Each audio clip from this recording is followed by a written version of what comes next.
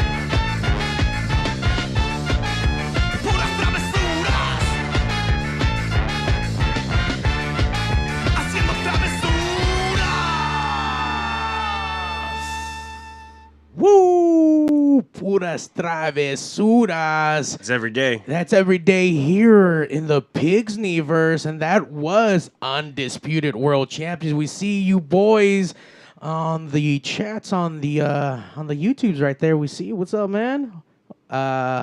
Pigasuras. Damn. Hell yeah. There we go. Let's start this shit. Hi, honey. Hi.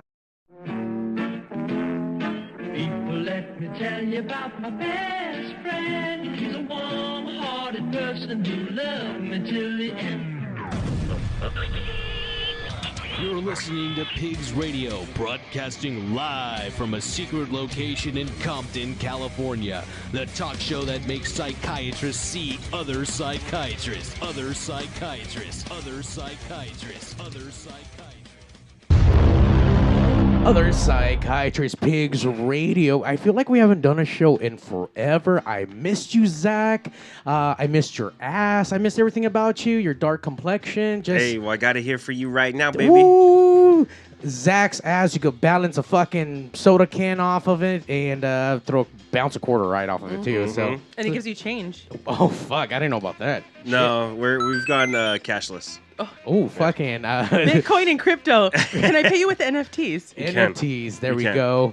It's Sunday night. You know what that means. You are now tuned in to the longest running podcast in this universe. Damn. The PigzRadio Raunchy Podcast. Welcome all. Make sure you like, subscribe, tell your mom about us. You guys can find us across the Pigsniverse. Super easy, guys. I made it so easy. A fucking Zack can do it. You guys can go to link bio lnk.bio/PigsRadio with a Z, and you can find everything that you want to listen to us across all the different socials, except for you, Instagram. Suck our dicks. Yeah. Don't like you. No. They're fucking idiots. Mm-hmm. But everyone else is cool. Even though we're on Spotify on there, we're on Apple Music, on the YouTubes, the Twitch, whatever, man, whatever you got. Or .com. We're there. Yeah, we're there. Yeah. We're here every Sunday almost. We're here right now. Yeah. We weren't here last week because I was doing the Lord's work. Yes. And the Lord's work hopefully turns into free installation of AC, guys. So hell yeah. That's not done? No. I thought the dude sliced his hand open. Wasn't available to come this week. Workers' comp. Yeah, not on my time, though. Yeah. So we're just going to wait for him. Shout out to DNL fender repair. He also does all kinds of things. So Don Lopez is going to be installing our brand new 18K head unit in the studio. So, you know, the bands, when they come down, they're not going to be, like, dying from heat exhaustion. We won't, like... Zack won't have to offer them mouth-to-mouth, but I mean, I know Zack's want to give them mouth-to-mouth, but like not because of heat exhaustion. No. Just It's a different stroke, not heat stroke he was offering, Mario. It's good hospitality is what it is. He is our resident fluffer here at Pig Studios, guys. You can check him out fluffing all the fluff he wants on his Twitch, Zack Rabbit Lopez. Yes, sir. You can follow him down his little fucking rabbit hole. We'll post up pictures of how to get to his rabbit hole. But tell us, man, what are you playing this week? Tetris? Actually, I don't know. I got to see what's up. I got the Modern Warfare 2 beta right now, so getting back into that. And I got to say, as terrible as it is, I missed the fucking game lobbies. What does that mean, Zack? Well, when you're hearing the voice chat, everyone's just being toxic as fuck. Oh, is that really now that's spewed onto the internet world with all the trolls? No, it's been a thing. Like if you go back to the Xbox 360 days and you're like Halo 3 and the... Like Call of Duty when all Call of the Duty. adults yell at the children? Yeah, basically. Okay. Yeah, because I remember being in like middle school, high school, and like that just being everywhere. Yeah, someone threatening your life when you Yeah. would knock them out. Yeah, so it was pretty bad, you know. Well, hopefully, Zack, you're out there just displaying a good sense of, you know... Sportsmanship. Yeah. Are you or not? Or are you just yelling at everyone? Usually I don't talk at all just because I don't want to contribute to that. Not only that, like I don't see the point. It will, in my edition at least. You know, I like listening for, you know, comedic purposes. Yeah, agreed. I am guilty. I would log on there in the background, not play because I didn't know how to move around in Call of Duty, but I would scream your mom and Walmart internet. I am guilty. Yo, mama. Yeah. Yo, I'd be like, your mama. mom didn't pay the phone bill. And then be like, what? I was like, just terrible. Yeah. I got satisfaction out of hearing people cry. I did. Yeah, Small children. You sound like a mean person. Only online. Okay. Only online. There we go. Only online. I can be toxic every once in a while when, you know, I get that rage going, you know. There's just like one teammate or like, especially what really gets me going is when someone on the opposite team talks so much shit and then like that just turns something on for me. It's like, all right, now here's fucking sweaty Zack. And I go just try hard mode in him and absolutely shit on him. You know, just start talking so much shit in between the rounds. And, you know, it's always like, where the fuck you at now, bitch? Talk your shit. You know what would be good? I challenge you to be positive on there. Oh, I do. And go on there and say, you're doing a great job. I bet your mom makes you lunch. Like, Yeah. just throw done that. them off. There's a lot of things. Like, I'll do that or, like, people be legit just yelling at each other and I'll just turn on my mic and just start screaming. Because it's like, you're just adding noise to the point where you can't hear each other argue. You know, so it's like, let's add to that with literally nothing. You know? I will say I'm older. I love the video games. I've been collecting them. I don't know about this internet and playing with 1,000 fucking people. Yeah. I like just traditional, give me a player, give me a level to beat, and then give me a next level that's harder. So, I don't know. I've never been one for, like, actually chattering the fucking ear and You shit. never did, like, LAN parties or anything like that? No, I mean, I used to call the party line. lines. Mhm. That was in its own thing where people were either talking shit about you or whatever the fuck. So and- did you talk shit? There was like the foo show, the foo bar show, fucking the the Foo foos, Bar Show? foos on foos. Those the Shelbyville version of pigs. You guys need to check out the what was that called? Foo Bar Show? The Foo Bar Show. Those dudes are doing great shit out Are they there. still doing it? Yeah, I still get updates. I think they were doing like 1,000 episodes a week or some shit. Yeah. I forget what number they're on. I think they're on 1 trillion. Yeah. Or something like that. But shout out to those dudes and their the band. I forget the band. Flying Electric. Something like that. Okay. There was electric in it. I know that. Fallen Electric. Fallen Electric. Yeah. Hey, I'm proud of you. Hell yeah. All the drugs, all the bands, all the fucking Lord's work bullshit you got going Hey on. man, this brain is turned into mush, and I struggle to remember shit, guys. Like, Hey, well, I'm proud of you for that. Thank you, sir. I pulled that one right out of my rabbit hole. Fuck, Hey. dude. Through the rabbit hole, we were, you know, in our travels, we have made so many friends. I have made so many friends. And one of those friends is here today. Mm-hmm. And through that friend, we got to meet someone else who's become now a good friend of us. We have Mai, who has a long-lasting relationship with Pig. So welcome back to Pig Studios, Thank Mai. you very much. It's a pleasure. I feel right at home in the pen. Do you? I do. You look right at home. You feel like... I never left. Yeah. I think the last time you came to buy a shirt when we had them for sale. And When the fuck was that? when 2 years ago. Yeah, 2 summers this is ago. when we had that last run of shirts. She came and she bought one. She supported, and I think I gave you michelada cups and something else. I also got masks. I bought masks from you. Oh, that's my right. We Pigs had Radio masks. masks. That's right. And I dropped off that piggy right there. And it's still there. It's still there. Damn. Yeah, she brought gifts. She's been a long-lasting fan of Pigs. I mean, we've seen it all, haven't we? We really have.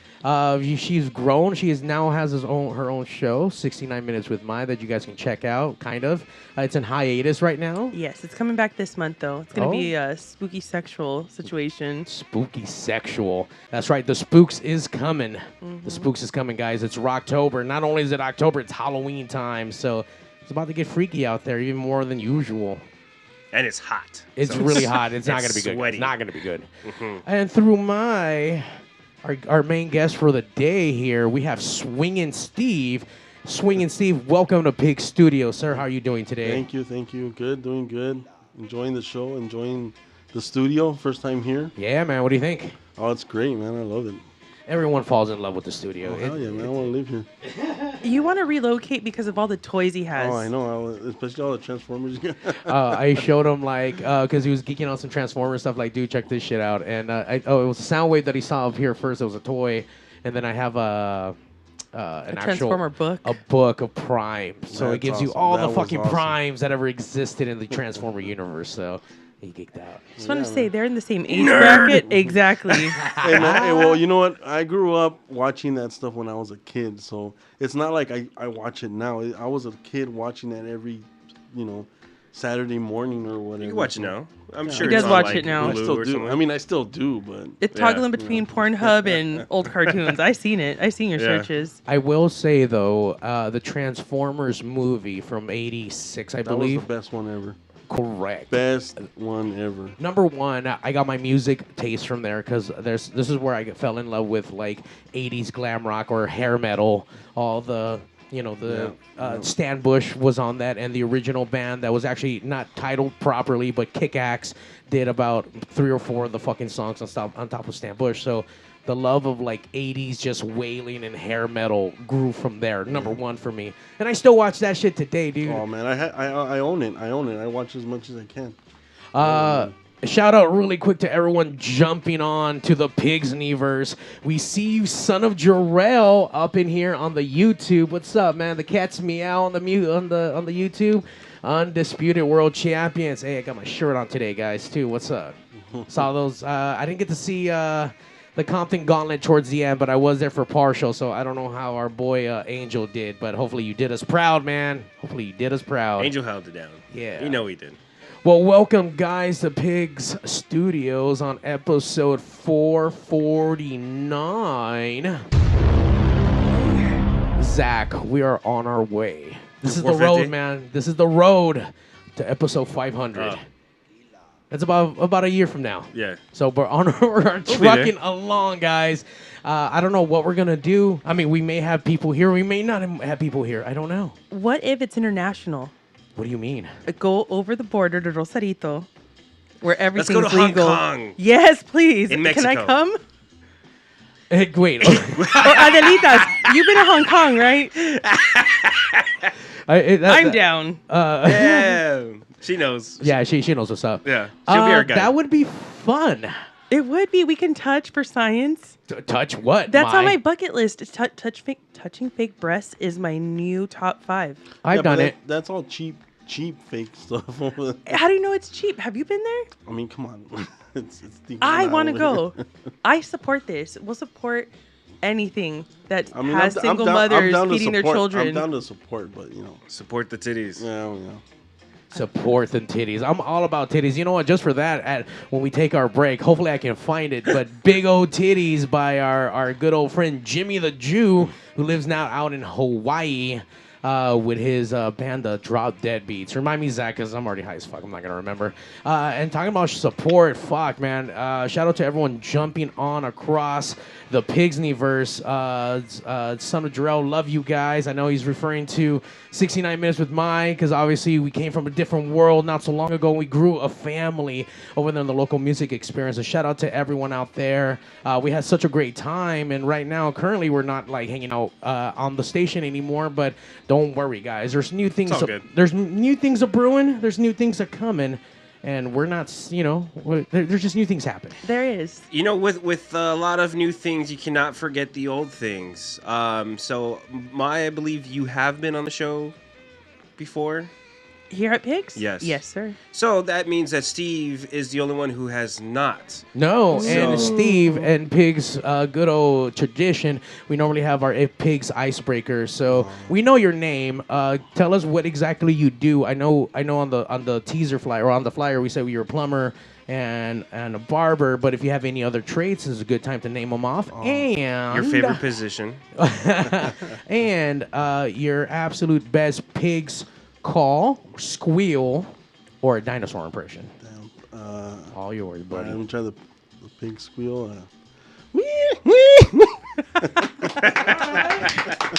For being a shy guy, Kinda I'm weak. surprised. Can you Kinda get weak. someone has to scream, squeal piggy. Squeal And then- for me, Squeal piggy. piggy.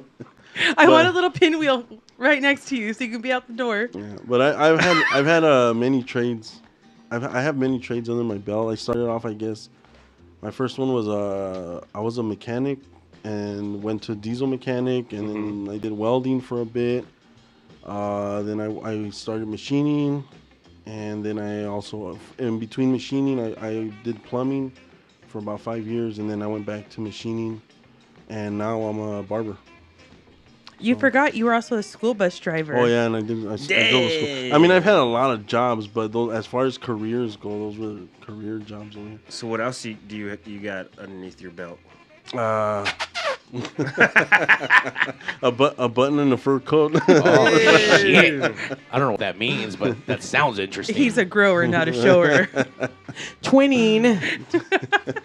And obviously, on top of that, you are now a podcaster. I mean, you... A co-host. Co-host. I mean, regardless, co-host or not, I mean, you went from doing all those other things to kind of joining mine on our 69 minutes of adventures. I mean, how did that kind of go from, like, doing all these other things to kind of, talking on the radio? Was that like a weird transition? Well, it was kind of it happened by accident, really, because It did. yeah, because she was starting her show, and I mentioned to her, I told her you should have a co-host, but I told her about another DJ that I know she kind of like had good chemistry with at the time, but I guess she didn't ask him or something. I don't know. He couldn't make it that day or something, so she just asked me, why don't you do it with me? And I just told her, I don't know how to talk on the radio. I don't know how to do it. And she just said, all you got to do is answer the questions, and that's it. And I guess because she would talk about me on the other show. Yeah.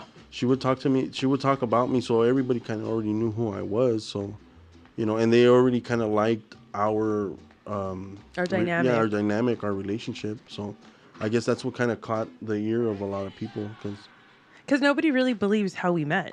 Yeah, Nobody believes how we actually live our lives. Well, for the viewers at home that have not known you guys beforehand, how did you guys meet? Instagram. Honestly, let's be Nice. honest. It was a lot of. It was It's kind of this. a lot of things too, because, Tony from Little Sue and the Cow Tippers told her that she should get back into her doing radio and all that, which that made her post something about June. Yeah, it was June's show. Yeah, and I used to follow June because I used to live in La Puente, and June lived in La Puente, and I just kind of followed because she was like a local band. And I guess me and June kind of not really got to know each other, but we kind of met on Instagram because I was doing something at the West Covina Mall or something, and June replied to my post or something. So that's how we kind of got to know each other. And then, so I started really following her page. And I saw that Myra posted something and June reposted it. So when I saw it, all I saw was local radio something, and I clicked on her reel, and I saw her picture, and I thought, oh, she's cute. And then when I clicked on her profile, I think like the second or third picture, it was a picture of her with my brother's ex-girlfriend. And I was like, what the fuck?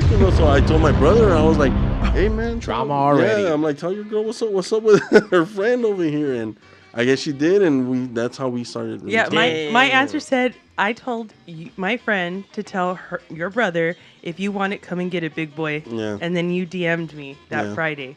Because I was not going to talk to you through people. No, you were actually the first one to DM me. Because remember, I posted that picture of. Oh shit! Yeah, I posted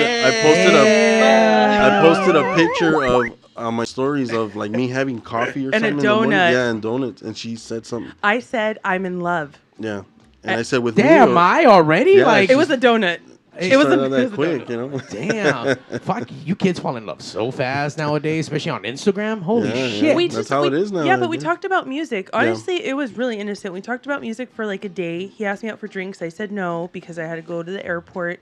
The next day, I sent him a video with no makeup, talking shit. I was about to clean, and then we just I had to go to Van Gogh, and he thought I was blowing him off. This guy invited me to a birthday party for our first meeting, and I declined because I had tickets for this museum thing, which now I always question why you wanted me to meet friends at the same time as meeting you. That was because I didn't know what else to invite you to, and it was my best friend's daughter's first birthday, so I wasn't gonna miss that. So and I wanted to meet her, so I just thought, well, why don't you just come? Yeah. I don't know. You know what? That is kind of weird where you're inviting them to all the family and friends, and that's going to be the first thing. Well, the thing was, it wasn't really going to be so much family. It was all just friends. It was all my friends. And me knowing my friends, they're all very, like, easygoing people. It was basically your car club. Yeah, but they're all very easygoing people, so they really made a big deal about her going. So I just thought, why don't you just come, we'll have fun here, and then we'll go and do something after. But that long story short, it didn't work out. I decided to get really high and lose my car in LA. Did you find it? I did find my car. Good job. I went to Shake Shack because I was so high, and I said, I just had dairy. I'm extremely lactose intolerant. I don't think we're going to meet up. And we were sending videos back and forth. At this wait, hold on. Just pause that for a second. Knowing that you're lactose intolerant, why did you have dairy? She still does that. She still does that, by the way. I can tell you right now, I've known Maya for a little while now. She doesn't make the best of decisions right away. Knowing what the consequence is going to be like, I'm going to literally shit myself, but I'm going to do this anyway. We'll go somewhere where she knows that it's going to fuck her up, and she'll be like, whatever, let's go. We got 20 minutes to go home. She'll kind of time how far are we from home and stuff like that. Yeah. If not, I'll just use public facilities. I don't care. But we met at Home Depot. Yeah.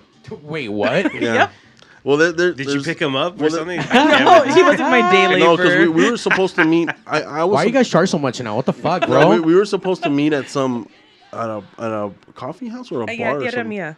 Yeah, no. We were supposed to go somewhere else, like a bar or something. I got lost. Yeah, and she got lost because she was kind of in my neck of the woods. And I was high. Yeah, and she was high. And I was trying to ask her, okay, well, where are you? And she just says, I don't know. I'm in some fucking street. And I asked her to describe where she was. And I said, okay, you know what? There's a Home Depot right there. Just go there, and I'll meet you there. And then I shared my dot with you. Yeah. Because I told her, I'm going to be at this gas station. Just come out. As soon as you get out of the freeway, the gas station's right there. I'll be parked right there.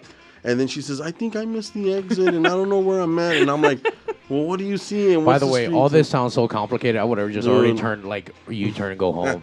But from there, you guys actually, for whatever reason, synergy so good on. You guys have the most open relationship. You guys are the most honest. And on 69 Minutes with Maya, you guys let it all out there. Like, holy fuck. Like, I don't know. I don't want to say you guys are swingers. I mean, that's where I dubbed you fucking swinging Steve and shit. But I mean, you guys out there exploring sexualities with other people. You guys are doing whatever it is with Maya's and her activities, and Maya makes friends everywhere. So I mean, 69 Minutes with Maya is something interesting, guys. I mean, you may want to get some penicillin like afterwards and inject it into your ears after you listen, but it is something else. I mean, are you guys going to be coming back on YouTube, or have you guys decided what's going to happen, or what's the next thing, kind of? Well, we haven't really decided, truly. Yeah, truly what we're going to do. But we know we want to come back. We don't want to take too long to, right, to let the the show kind of Interest fizzle fizzle out. out. Yeah. Yeah. Because you have a lot of interest at the barber shop. Yeah. A lot of your clients ask you a lot of questions. Your female clients. Oh, I know. Uh-oh. Yeah, they always keep asking me about her date. And they like that. Remember that? I don't know if you guys heard that episode about her date over here. Where I got the dreadlock. Yeah, they always ask me. So has your girl gone on another date? Does she still see that girl or whatever? And no. So really quick, what the referencing is that mine went on a date with another female and had sexy times with her, and apparently used honey From and from 7-Eleven. from 7-Eleven, the little bear one, and then got it cut in her hair, and she had to cut her hair off. and Well, whatnot. Steve ended up cutting my hair since he's a barber. I was crying. I tried to wash it out. I got a dread. Wait. So you're doing this while you guys are dating? Yeah. Yeah. Damn. Fucking Zack. You missed a lot of episodes. That's how you got dubbed Swinging Steve, because our first episode, we talked about all of our fantasies and how we felt that if you can't talk about everything you want with that person, what are you even doing with them? And we put it out there and we swing. I've been on dates with girls and... Well, it started. That's how our relationship started, because when we first met each other, You were living that open yeah, lifestyle. we didn't really want to date. We didn't want to be a just wanted to couple. fuck. Yeah, we just wanted to be like friends with benefits kind of thing. And go to shows. Yeah, it's because I told her like I was married before, and the last 2 years of my marriage we had an open relationship, and so I kind of dabbled into that whole the swinging, the poly, all of that kind of stuff. So I told her about all that, and she always kind of said, "Well, that's kind of interesting, I don't know," but I never really kind of told her, "Well, you should try it" or anything like that. I just told her that's where I'm coming from. So when we met and we were gonna start dating, I told her like, You're not the only girl. yeah, you're He not the straight only told girl. me. I told her, you're not the only girl I'm talking to. I'm talking to a few other girls, and I'm hooking up with other girls. So you're basically just another one. But the more we hung out, we had a lot in common. We just kind of fell in love, Wow. We fucked around and we found out. Yeah. Yeah? Holy shit! So you go from like how many were you dating at the time when you were dating when you started hanging out with I my? probably had like about four girls that I was talking to. Yeah, you did. Yeah. You did, because there was the one in San Diego that you texted me while you were Yeah. driving to her house. And Yeah, I I didn't want to talk to you. Sucio. I told him, I said, why would you even talk to me while you're going to go? I know. and I kept fuck-" texting her when I was on my way to the chick's house, and it was a thing too where I was like, I didn't even really want to go. I wanted to go hang out with her, but I told her I kind of feel like I have to, because I've been kind of like breaking Talking. plans with her a few times, so I feel bad, and I thought I should just go. And she was like, well, yeah, go. But I was like texting her the whole time, and then when I went, I did my thing, and then when I was leaving, I texted her, hey, I'm done. Are you done? Wow, and that's how you knew it was true love. Yeah, because Wow. Me and you hadn't even slept together. no. We didn't sleep together right away either. Like, a lot of people think that it just was like down and dirty at the Home Depot parking lot, but it took a while. Okay. We really got to know each other. Like, we did the dates. He did take me to Rocky Cola before it closed. We had Taco Bell together. We tried to watch the Goonies. Like, we tried to do tried. all this stuff. I still haven't watched the Goonies till date. You know Rocky Cola? Yeah, that was our first date. Damn. And he tested me right when we got there. What do you mean? Like with COVID or STIs? STDs or what? You guys ever seen that movie Bronx Tale? Oh shit, it's been so long. I don't remember that. You movie. remember when he does the door test? He locks the door. Where he like locks the door, and he says, what he tells him, he says, what you gotta do is you go and you lock both doors, and then you unlock her door, open it, and then you walk around the back. And he says, and you look through the back window, and he says, if she doesn't lean over and unlock your door, dump her. Because he says that just means that she's a selfish broad, and that's just the tip of the iceberg, all that kind of stuff, right?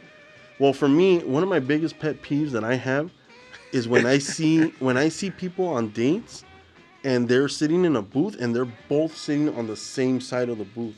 Like, I fucking hate seeing that. I can't do that. I can't do that because it's Why? like, because it's like if you want to eat a meal, I don't want to eat and be on the to the side over here. I want to be looking at you, trying to have a conversation with you. Because that's the thing is, like, for me, if I'm gonna have a conversation with you, I'm looking at you. Yeah, like I'm looking at you in the eyes, and it's just awkward having. Yeah, to do and then this. plus you need that elbow room, man. It's like, come on, man.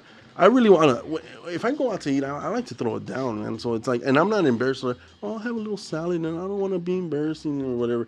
fuck no, man. I'm gonna go throw it down on Yeah, that I'm gonna shit. throw it down. So No I fucking need my spread elbow and room. everything. I need to unbuckle my pants. All that kind of stuff. That's true. So it's like I would rather her be in front of me so we can have a conversation. We can look at each other. Yeah. Yeah, so he You know? sat down. He sat down first, and he looked at And me. I waited to see where she wanted to sit. And when she sat in front of me, I thought, all right, good. Yeah. I mean, that's a really good trait. I've only been with one girl who ever did that. That sat in front of you, or went to Rocky Cola? No, sorry, the leaning over and opening the door. Man. I don't know, man. They're just not like that. Have you seen these like this TikTok trend right now where it's these chicks, they'll go to like open up the door and their boyfriend will shove their shit out of them and then open the door. It's like, all right, now you can go. Oh, I've seen that. No, I haven't seen that shit at all, Zach. I gotta send it to you. It's kind of Send it my way. Yeah. Zach just sent me his fucking video of his ass cheeks apparently gyrating. I haven't seen it yet. I'm gonna wait a little bit, but it's supposed to be really good, guys. It's supposed to be really good. It's more funny than anything. Oh, okay, good.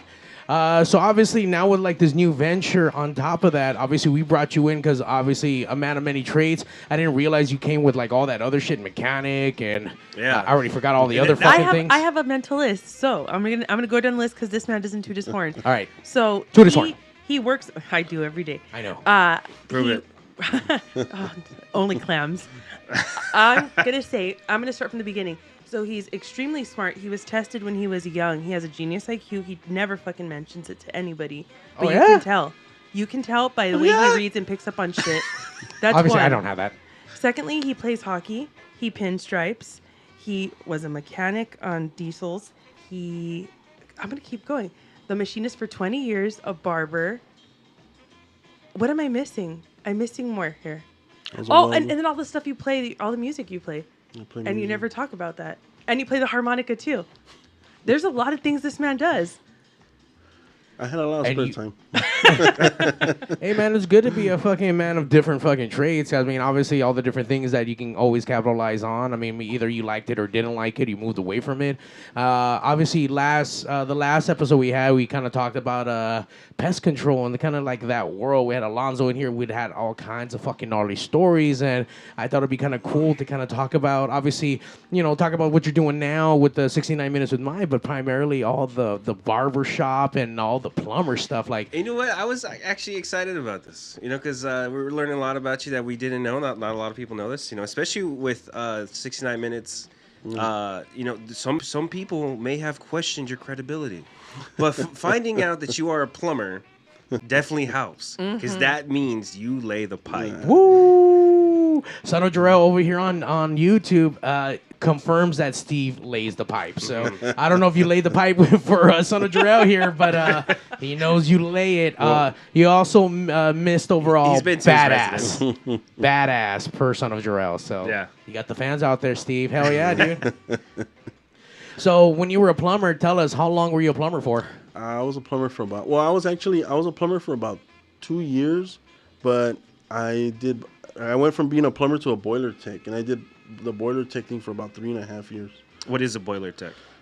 We basically fixed, repaired, and installed like boilers for hot water stuff. Okay. So it was like water heaters and Right. But it was all mostly like commercial apartments and stuff Right. like that. So yeah. Hey man, on a side note, I mean, you can get that shit installed for $100. I mean, if you get some side shit going, I mean, hell yeah. I mean, that's a good trait to have. Yeah, no, man, it sucked. I did it for a while. It was probably, I gotta say, it was the best paying job I ever had. Okay. But I hated it. You almost died. Yeah, I almost died like twice. What do you mean? With the gas explosion, trying to light the pilot or Well, what? no, once.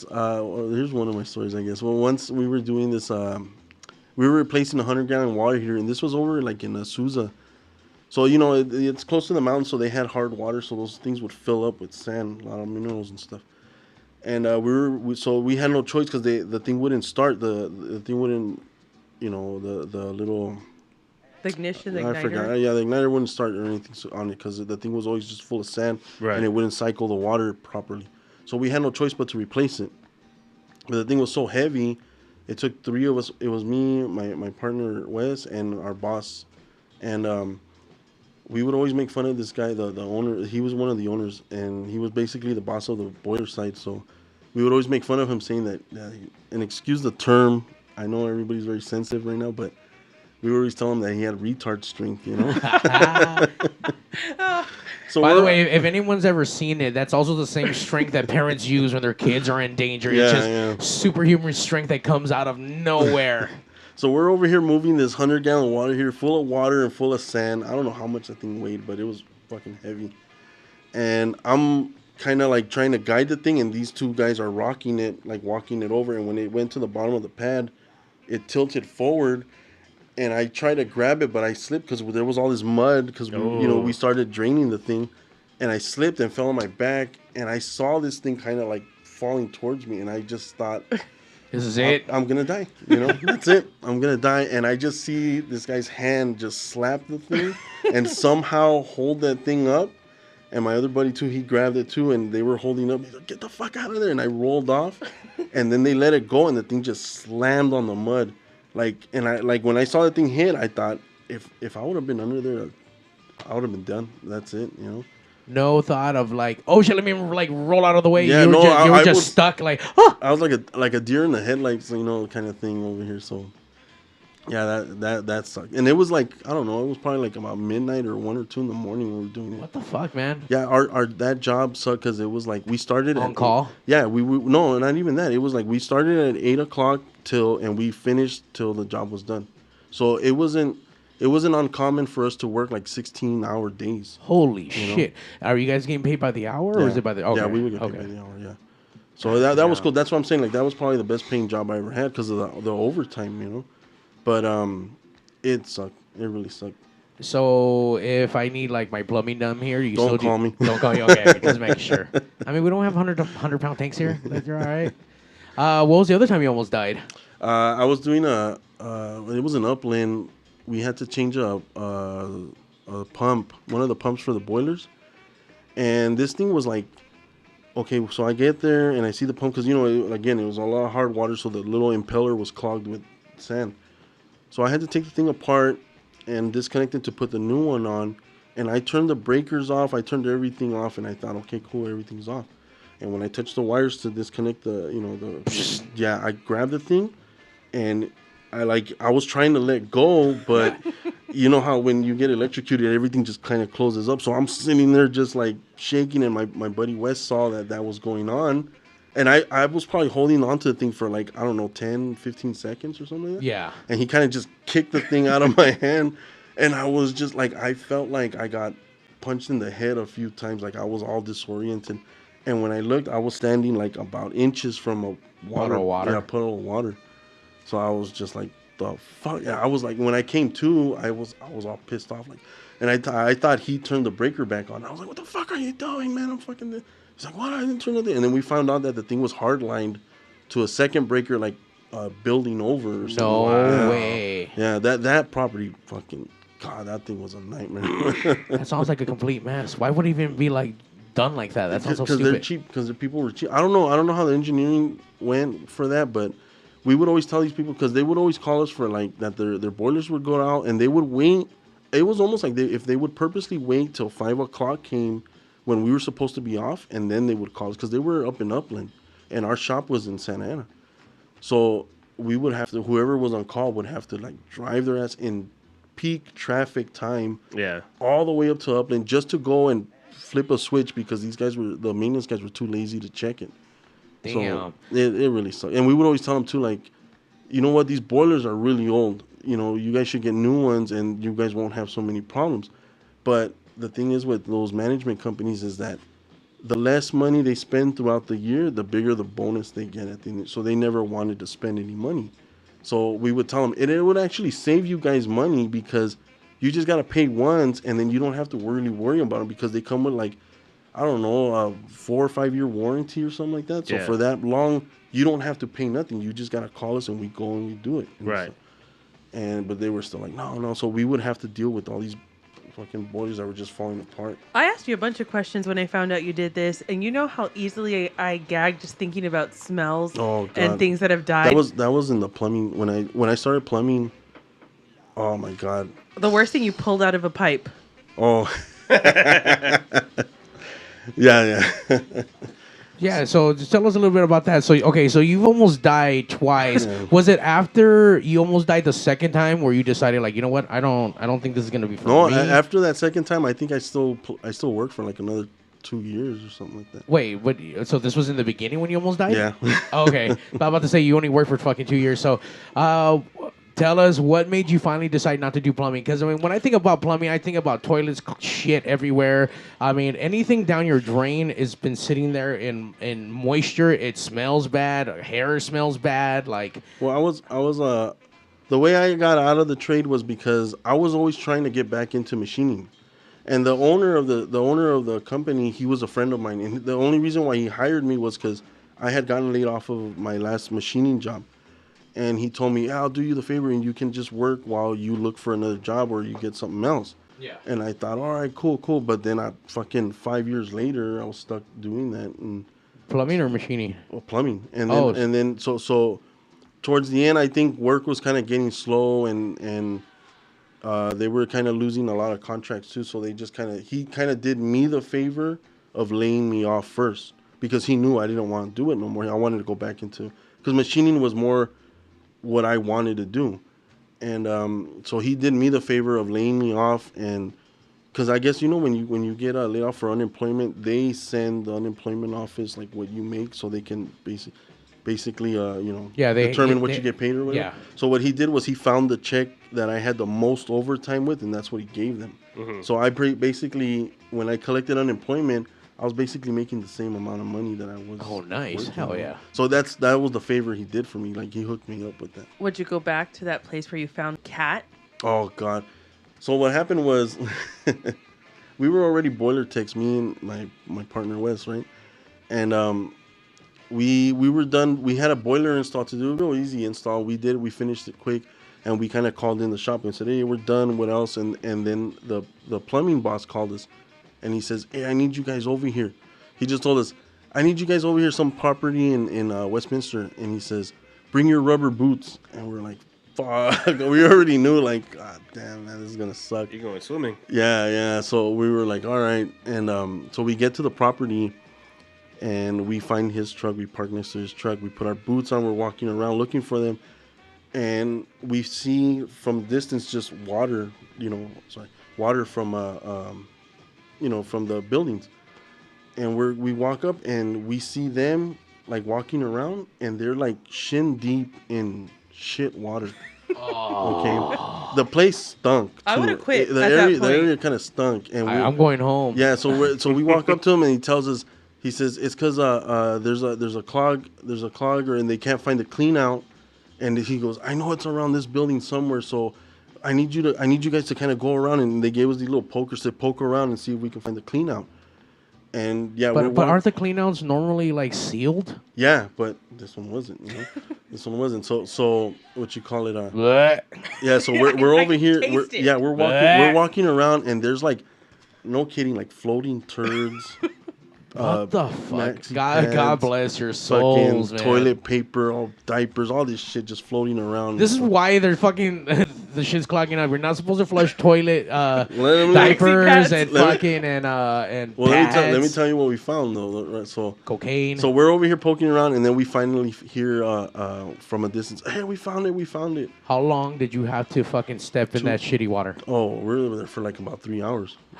And then your that was that we were there for about 3 hours. Right, the dude and they before were you- there since the morning. Oh no. So they said, yeah, we found it. So we go over there, we help take the snakes over there, and we put the first snake down. Each snake that we had was about 100 yards long. We went all the way through for the first one. We finished that line. We connected the second one to it. Probably got close to the end, and that's when we felt the stoppage. And the tip of that snake, it has like a little spiral because it's usually just for like toilet paper and stuff like that. So we were trying to work the thing. Nothing was touching the thing. So we pulled the thing back out, and we said, and my boss said, oh, it's probably roots, It's probably roots that got, because sometimes they go from PVC pipe to clay pipe, or even the PVC cracks, like a little hairline crack, and that's enough for roots to grow in there. So I was gonna say, for those who like have properties and shit like that, like, let me tell you one thing, that shit gets expensive when you need to replace that main plumbing line to go from your house to the fucking outside. Oh, yeah. Holy shit. Just out of curiosity, did you guys take care of that stuff like that? Sometimes. What? How much does that shit cost? Oh, man, I don't know. All I know is that we used to charge for our labor. We would charge $100 an hour. So Yeah, dude. And I'm talking about you got to dig up the whole fucking yard. This is like hours upon hours. Can you guys get that shit done in a day, or is that like 2-3 days? It depends. Because once we did it, well, let me finish this. Sorry. So we changed the tip of the snake to one that was like it was meant to cut up roots, right? Uh-huh. And we throw it back in there again, the 200 yards, and we get to the end, and we're working the thing until the water finally goes down, and we're like, all right, cool, we got it. So we're pulling the thing out, expecting it to be like this bunch of roots or whatever, and I know Myra doesn't like to hear this, but it was a dead cat. Damn. Who flushed her dead kitty down the toilet? The thing was that the clean out didn't have the cover, and the cat just fell in there. And allegedly. Allegedly, and I guess it was trying to find its way out. It just kept going further in. No. Yeah, That's so sad. I told you there's few things that make me sad in this life. Poor kitty. Get shit on. So after all the water went down and stuff, there was just like shit all over the place, just all over and roaches just all over the sidewalks and the plants and stuff like that. And we just kind of looked at it and we're like, all right, you guys are good, we're out, you know. Well, yeah, I mean that's not your problem. That's not our problem right there. Yeah, no. Holy shit! So a sea of shit. Is that like the most grossest thing that you've ever had to do, or like there's some pretty other gross things? Well, there's some other stuff. Like we did have to. There was another problem with cloggage in some other company, but they had like a main clean out, like you know the manhole ones, okay, yeah, that was in the property. Okay. And so what you call it? I guess this was kind of stormwater or something like that, because my boss just jumped right in there.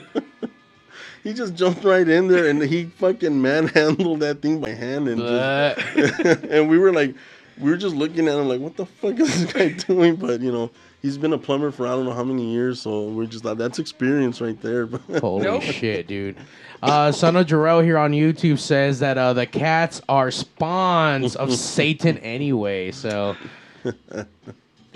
get behind me, Satan. You know cats are not supposed to be outside. Well, they're fucking assholes when they're inside because they drop everything, so I don't know where the fuck you're supposed to keep them. Yeah. Steve personally hates my cat, Kaniki. He's a dick. He's not a dick. Even though he Most of them are assholes. We have a king bed, and somehow the cat does not allow Steve to sleep. Oh, he's threatened by Steve. You gotta get a camera. I want to see this. Oh, dude, he sleeps like right in between my legs, and then on top of the covers, and then he's heavy as shit. He's 28 pounds. It's like, he's thick. I can't move him for some reason. I can't fucking move him. So all I hear is fucking shit, prick, asshole, man. And I'm like, I'm trying to sleep, and he's like verbally abusing the fucking dog or the cat. The dog, not so much. The dog just tries to hump Steve. It's sad. Hey, it's a thing. He's swinging Steve. Swinging Steve. Guys, we've been talking for a little while now. We've been catching up with Steve in the shitty fucking stories. By the way, after the first any kind of shit, I probably would have ran. I would have quit. I don't think there's enough money in the world for me to go deal with that. I barely deal with my own toilet problems. Fuck, man, that's so. Let's go ahead and let's take a quick break. I'm going to play a song by Rare Hearts. He's actually going to be here next week. I'm working on that flyer so you guys can get a little tidbit of this guy. He's partnering up with another band we've had here. Hybrid Citizen, yes. I love them. So they're backing him up. The greatest backing band in the world. Yes, sir. So check out some little bit of Rare Hearts, guys. We'll be right back. Send it. Did you find big titties?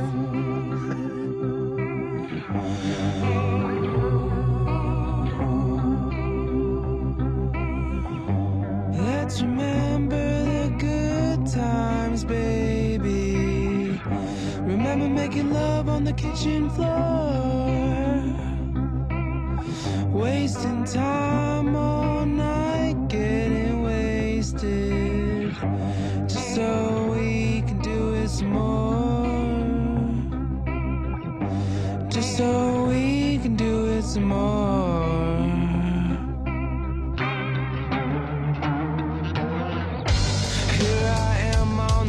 kitchen floor, drinking my Sailor Jerry's, reminiscing of you.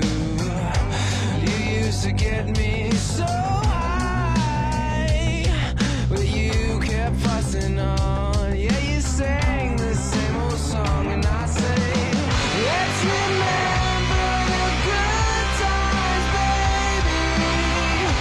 We laid in the bed,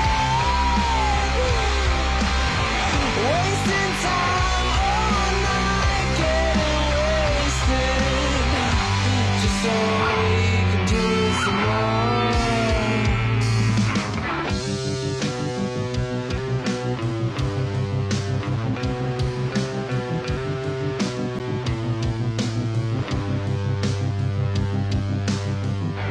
Here I am on the bathroom floor, wondering what should it be. Obviously you and me. I bled all over you too, dreaming of what could have been. Oh, I know I broke us then. I said fuck it. Let's remember the good times, baby.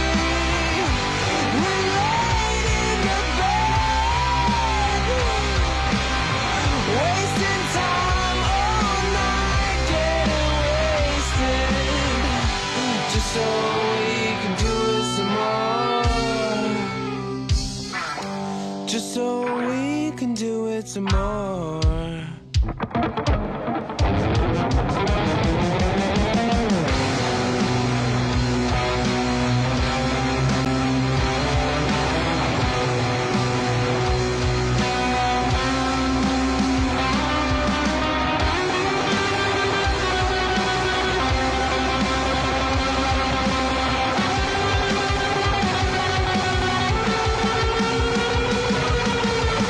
Let's remember the good times, baby. We laid in the bed, wasting time all night, getting wasted, just so we can do it some more. Just so we can do it some more. Just so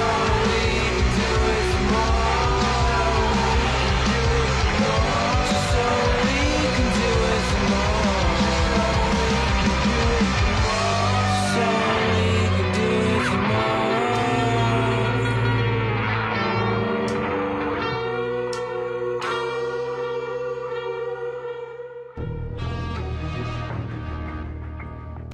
Hello? Mr. Statham? Yes, this is him. I know we talked about getting you on Pigs Radio, but it's just a little surprise you're on now. So if you don't mind saying hi to Mario and the best Jason Statham, can you just say, hey, babies, listen to Pigs Radio, Mario 81. Listen, babies. Listen to Pigs Radio, Mario 81. Mario, Yeah, 81. you know what we stopped doing? What we stopped doing? Asking people what they think about that. Oh, you know what? We did stop asking that. You want to bring that back? Do you guys know who Jason Statham is by chance? I always wondered, is that really him? I don't know. Well, that's the whole thing. That's I don't know. You tell us. Listen to that one more time. Hello? Mr. Statham? Yes, this is him.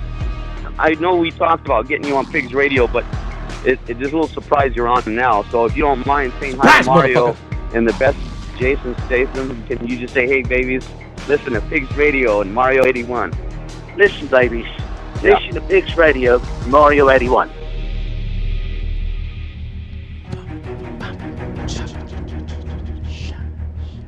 What do you think? Do you think that was Jason Statham on Pigs Radio or not? I don't know.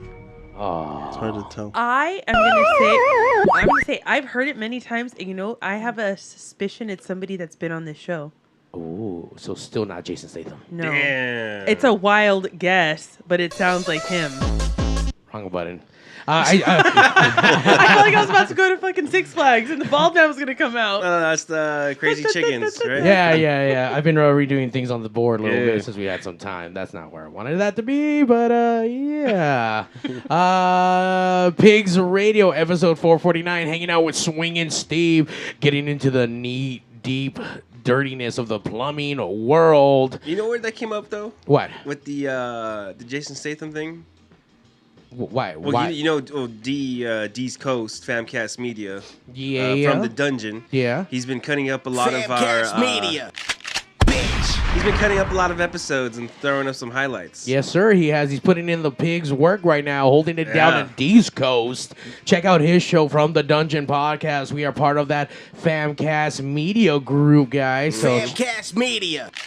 But yeah, check them out. This week he posted my very first episode on here. Ooh, do you remember what episode that was? That was episode 298 Okay. with swine. So on there it was actually, I mean it was you Noriega, and then you had Cuban Pete and Thunderdog. Ooh. Thunderfrog. Thunderfrog / Thunderdog. Yeah, Yeah. man. Diego, shout out to those dudes. Cuban Pete had a baby. Diego, I don't know what the fuck. He fell off the face of the earth and doing his own thing, man. Yeah, it's crazy looking back at that, you know, because I've been here like 2-3 years now, something like that. This is where I got to know you. Really? Yeah, watching the show. That's how I got to know both of you. Because when that pandemic hit, that's when you had barely joined the table. Yeah. And I remember watching you guys. The first episode I watched, you guys had Diego live streaming because COVID had just hit. And I got obsessed with you guys every Sunday. And then you guys did a Maladjusted. And I was that was a done. good I was stream. here forever. Like, I can't live without you guys on Sundays. Yeah. And that's where I got to know your personality and every band you played. And I was like, this kid's like 12 and he's like in 5 productions. Like, you were Jackson 5, boy. I do things. I do want to say shout out to Mai. She has been truly a fucking part of the Pigs Verse for a very long time. Always been supportive, and even in the beginning, like you know, her goal was to be on Pigs, and we tried something else, and she wasn't ready to be a pig yet. But I mean, I wasn't. but I think she's ready now. She's ready now, holding it down on her own. What I think was the funniest of that highlight, though, was the fact that D's not really... D fucking is screen recording. So in the middle of it, he gets a text from some chick or something. Oh, nice.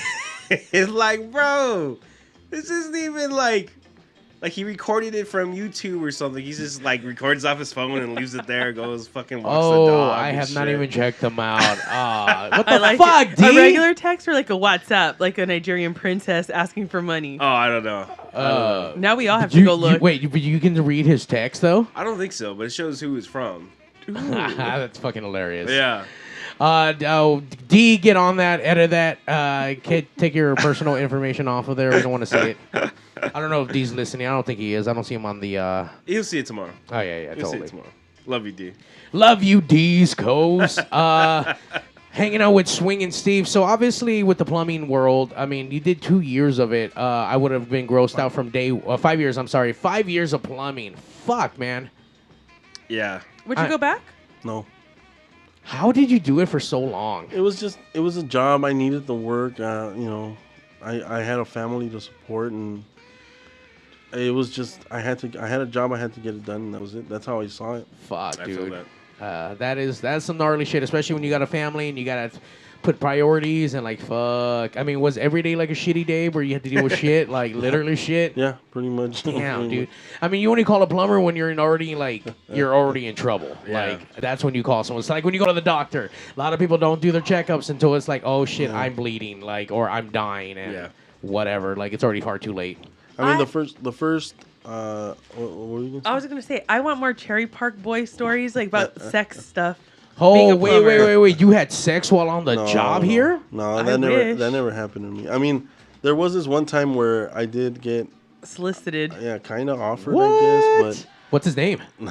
Yes. Yes. but well, you know what? I would get hit on by a lot of guys Yeah. because they Same pipe. Yeah, because we did a lot of management properties, and a lot of the leasing officers or consultants, whatever, there were a lot of gay guys that did that. So they would kind of like hit on me when I'm like, oh yeah, I'm here to fucking, I'll bet you lay some great pipe. And I would look at it, I would be like, well, I'm actually a boiler tech, so I don't really do the plumbing part. When they look at me all weird. Well, like, actually, gentlemen, I don't lay pipe. Yeah. I am the pipe. I bring the pipe.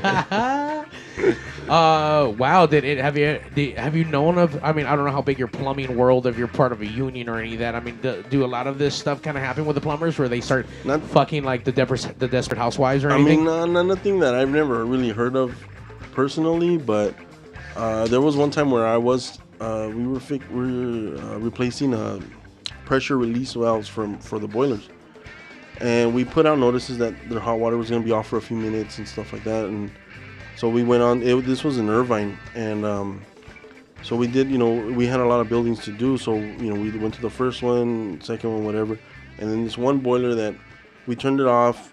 We turned it off, changed the valve. It only took a few minutes to do. And so we did it, and we cleaned everything up, and my partner went to go put all the stuff in the truck, and I was getting the rest of the stuff out. And as I was walking out of the boiler room, I see this lady kind of standing out there with just a towel, and then she asked me, she's all, did you guys turn the hot water off? And I said, oh yeah. I said, yeah, but your hot water should be back on. It was just real quick. And then she said, I told you your hot water should be back on. And then she was like, oh, okay. And as I was telling her this, the maintenance guy was walking up, and the maintenance guy was like a young guy too, Yeah. So she was like saying, "Oh, it's because I was in the middle of my shower, and then all of a sudden it was all cold water." And I told her again, "Oh yeah, I'm sorry, we had to turn the hot water off for real quick, but it was just it's all done." I would have taken that off. Yeah, I told her, I said, "But we're all done. Your hot water should be back." Oh well, I mean, if you guys want, you can come and check, and help me finish my shower or whatever. And I didn't know what I was doing. I'm not a fucking pimp or anything like the player or anything like that. So I just looked at the maintenance guy and said, "This is all you, bro," and I just kind of walked on.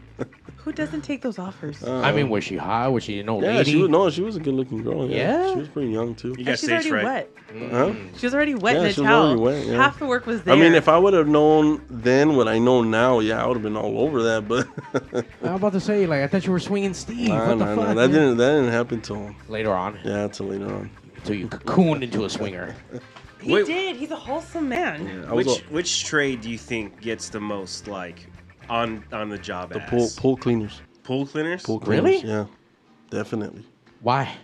I don't know, because usually they You're just raking leaves out of the goddamn pool. Yeah, but they do it in rich areas where there are desperate housewives and all that, and then when the pool cleaner goes, the lady's out there tanning or whatever, so she's just checking the guy out, and usually it's women that live in big houses that have nice pools. Yeah, jacuzzis. but the husband's just always working, so they're always home alone. So kids are at school. Yeah, things need to be skimmed. Yeah, Yeah. It's not hard to be a pool guy. Get some chemicals, some hoses. We're gonna see you at Home Depot picking up a labor worker for skimming pools this summer. No. I'm saying I can make some extra money. There you go, Zach. I mean, summer's already over with, so I mean, people are gonna have to keep them pools clean. It's still hot as fuck though. You're right. It's still hot as fuck. I don't know. Get it, Zach? I mean, you report back and let us know how many dudes you sleep with. I already got my ad on Craigslist. Ooh. Nice. Get it, guys. If you want your pool clean, go down Zach's rabbit hole. Get that shit. So you leave the plumbing world, and now you go to another profession, and it's pretty fucking gross to me, personally. To become a barber, you're dealing with people's scalps. People don't shower. People are disgusting. Yeah. Tell me, how do you leave one profession of grossness and you go to something else just equally as gross? Well, it didn't happen one after the other. I went back to machining, and I did machining for about another, 10, 11 years, something like that. And well, what happened was I split up with my then wife, and so I just kind of felt like the only reason why I was keeping that machining job was because I thought, I have to keep this job because I have a family. I got to provide whatever. So I worked all that because I used to work 12-hour shifts, six days a week, machining parts and stuff. And so after that happened, I just thought, I'm done. I want a career change. And I just kind of wanted to do something where I didn't have a boss just kind of breathing down my neck. So I was thinking it was either truck driving or I considered barbering because my brother, he was a barber. He cut hair. He's been cutting hair for about 12 years.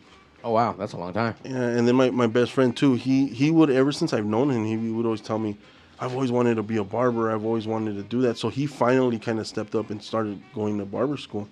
So it was like when COVID had started, was just about to start. The COVID career change. Yeah. Like he told me, he says, hey, man, if you ever want to do this, right now's the time, because since COVID started, like, they dropped the price on barber school. So I looked into it, and yeah, it was real cheap. So I said, fuck it. And then I had gotten laid off from my machining job, so I was able to do it full time for a while. So I was able to kind of get because you're supposed to do, I think, 1,500 hours of school. Oh, shit. Before you can get your license. And so I was going full time for a while, and then, but the thing was, I started learning how to cut hair, but I wasn't getting that much practice at school because COVID was still kind of going on, so nobody was going to the barbershop or to a school. So where my brother worked, I would, he would say, how's your barbering going? How's your school going? And I would tell him, dude, I'm lucky to get like 2 haircuts a week, to practice. And I already had because they have like these doll heads at the school, so I already had them all bald already, So he had me talk to the owner, and I started only going on Mondays because that was the slowest day. And he said, and you have barbers here to help you if you need help and stuff. And I ended up getting really good at it, and I ended up really building my clientele. And little by little, I went from going only Mondays to Saturdays and Mondays, and then I started going every day, So when I started working at the barbershop more, I started going to school less. So it kind of slowed down my school.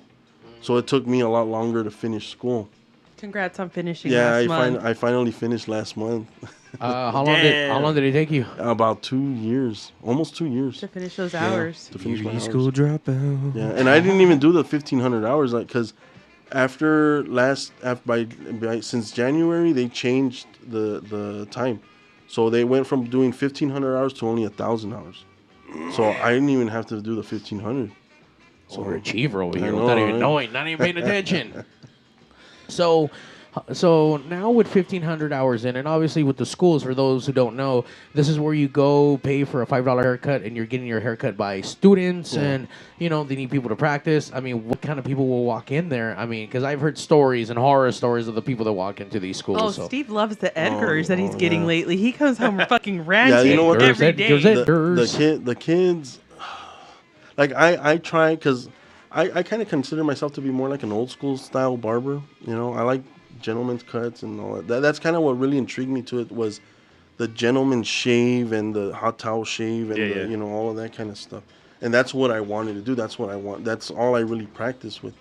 But then I get these kids that are like, they want the designs and they want their eyebrows and they want the little slits on the eyebrows. They want Bad Bunny in the back. Yeah, and I tell them I don't do designs and I don't do eyebrows. I'm a barber. I get a haircut and a shave. That's all you get. If you come to me and you want that kind of stuff, I like where I work. There's plenty of other barbers that are very talented and they do all of that and they're very good at doing that. But me, I try to stick to the classics, And CK. Yeah. But you do Edgars. But I've done a few Edgars and I've cringed every time. And it's funny too because the kids, they don't ask for the Edgar. They don't say, oh, give me an Edgar cut. They say, oh, give me a high fade, and then can you line up the front, and I've told the kid once, oh, like Betty Bangs? Damn. And then he's like, what? And I go, like the way the girls wear. I said, my girlfriend has those. Yeah, just like that. Fucking cute. And they're like, oh, I don't know. And I'm like, yeah, that's what it is. And they're like, well, no, just line up the front and stuff. Like, yeah, okay. So an Edgar, and they're like, yeah. They're like all embarrassed, saying like, yeah, okay. They're embarrassed, but they want it. Yeah, but they still want it. They still want it. Idiots. What's the percentage of Edgars you get during the week? I probably do about not that many anymore because I kind of have already built my clientele pretty established. So I do have a lot of like older gentlemen that come in for me, but I do every once in a while lay that pipe. Yeah, I know. they know I was a plumber. So. Yeah. Steve comes with that kung fu grip.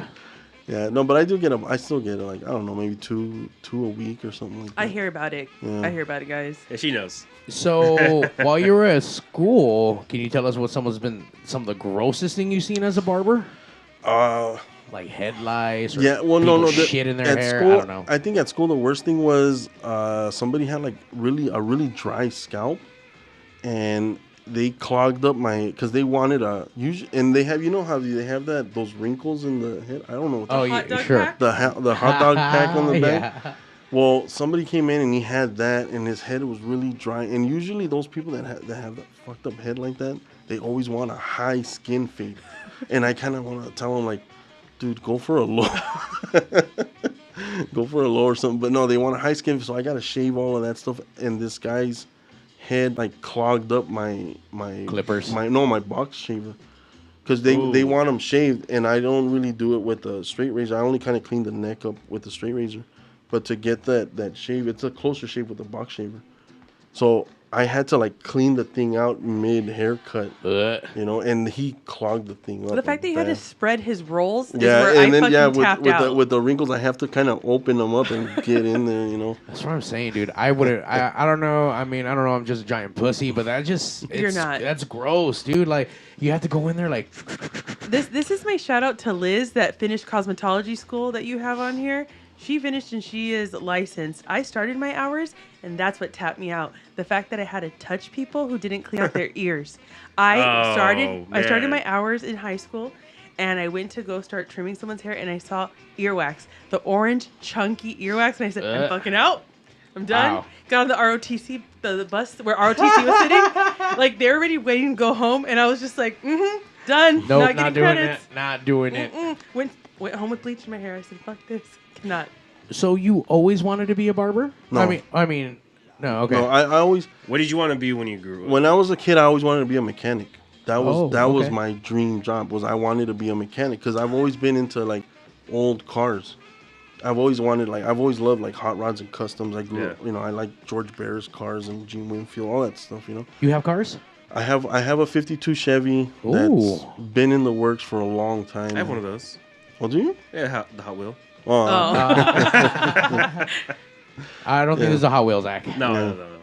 Yeah, so I just wanted to learn how to work on old cars. So, you know, when I was like 15, there was a shop in Santa Ana that whoever's from Santa Ana, they might know the Packard shop around close to 4th Street. And I used to go there almost every day on my summers when I was like 15, and I would say, I want to work here. I just want to learn how to work on cars. You don't have to pay me. I just want to learn. Yeah. And the owner would say, no, because, you know, it was insurance reasons or whatever. But I think I went for like, I don't know, 2 months straight. And the guy finally said, here, he gave me a broom. He goes, just sweep the shop then. And I started sweeping, but I would hang out with the mechanics, and they would show me little things here. And that's kind of what got me into being a mechanic, because I would see them pulling a motor out, and I would ask questions like, what is that? What is that? What is that? And they said, well, this is the head, and this is the water pump, and this is this and that. So I started I went to school for, you know, I took like college courses of mechanics. Oh, okay. And what's that one school, UTI or something? UTI? Well, no, back then it was Wild Tech. Oh, okay. It was Wild Tech, but that was only in Wyoming. Oh. So it was like you were special if you went to Wild Tech over here.